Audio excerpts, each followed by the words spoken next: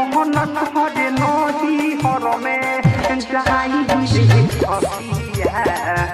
यारवा कहर चाहती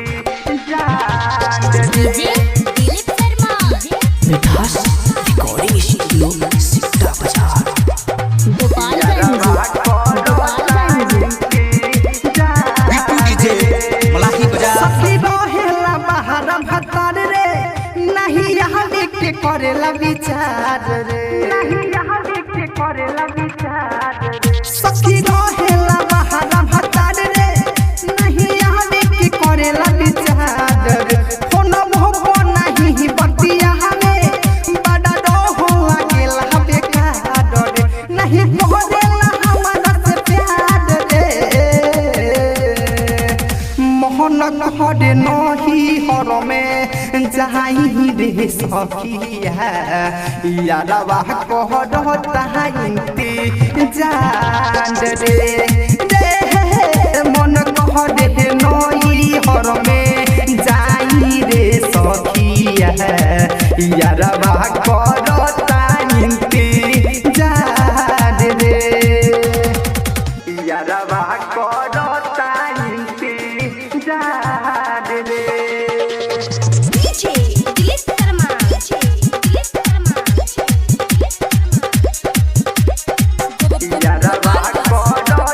बिट्टू डीजे मलाही बाजार मंदिर के पीछे महाई के चलते भइल हमारा संगे बुरा जाके नु सुन है अपन इच्छा करब पूरा पूरा पूरा महाई के चलते भइल हमारा संगे बुरा जाके नु सुन है अपन इच्छा करब पूरा अपन सपना करब तो साकार रे मोहन कहरे नही हर में जाही रे सखिया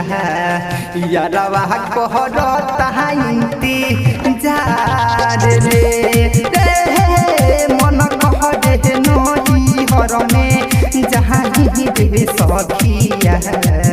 यारवा कहर चाहती जार रे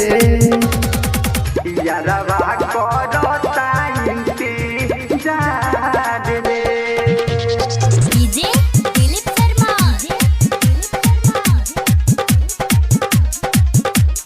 सुनौला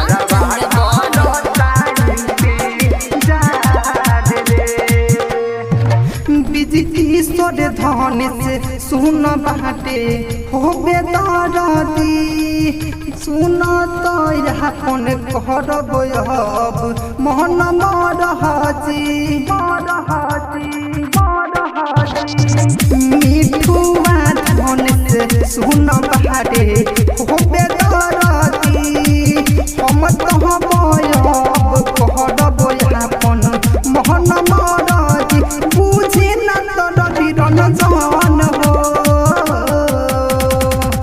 मोहन कहरे नही हर में जाही रे सखिया यारवा कहर चाहती जार रे मन कहरे नही हर में जाही रे सखिया यारवा कहर चाहती जार रे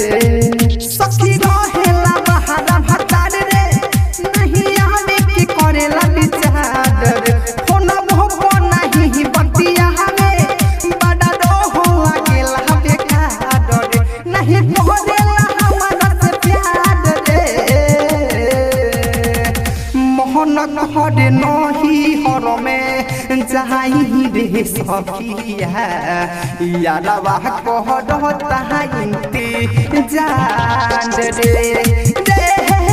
मन कहरे नही हर में जाई रे सखिया यारवा